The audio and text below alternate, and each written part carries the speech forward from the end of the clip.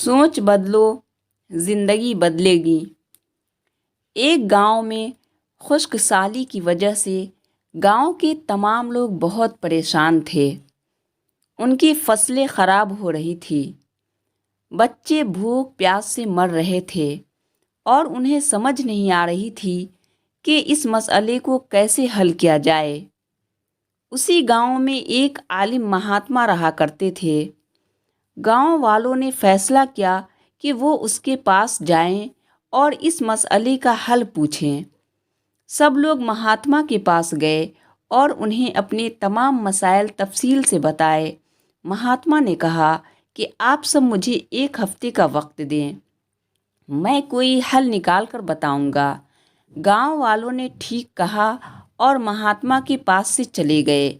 1 ہفتہ گزر گیا لیکن بابا مہاتما کوئی حل نہ نکال سکے اور انہوں نے گاؤں والوں سے کہا کہ اب صرف اوپر بیٹھا خدا ہی آپ سب کی مدد کر سکتا ہے۔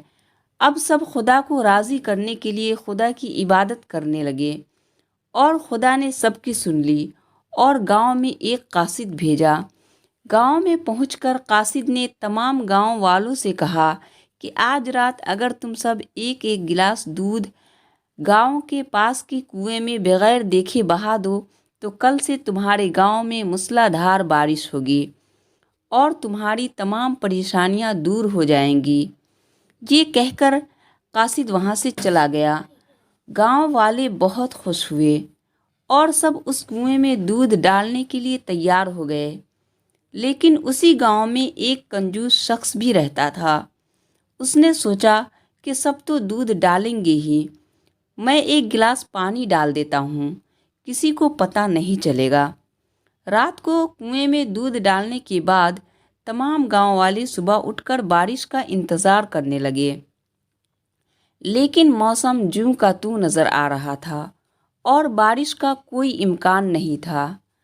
کافی دیر تک بارش کا انتظار کرنے کے بعد سب اس کنویں کے پاس گئے اور جب اس کنویں میں دیکھا تو کنواں پانی سے بھرا ہوا تھا اور اس کنویں میں دودھ کا ایک قطرہ بھی نہیں تھا۔ سب نے ایک دوسرے کی طرف دیکھا اور سمجھا کہ بارش کیوں نہیں ہوئی، اور وہ اس لیے کہ اس کنجوس کی طرح سارے گاؤں والوں نے بھی یہی سوچا کہ بہرحال دودھ تو سب ڈالیں گے، پانی کا 1 گلاس ڈالنے سے کیا فرق پڑے گا، اور اس معاملے میں کسی نے دودھ کا ایک قطرہ بھی کنویں میں نہیں ڈالا اور کنویں کو پانی سے بھر دیا۔ ٹھیک اسی طرح آج کل ہم اپنی حقیقی زندگی میں بھی ایسی ہی غلطیاں کرتے رہتے ہیں۔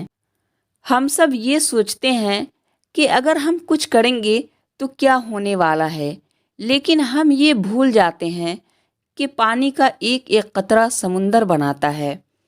اس کہانی سے یہ سیکھ ہمیں ملتی ہے کہ اچھی سوچ کا اچھا فائدہ اور بری سوچ کا برا فائدہ ہوتا ہے۔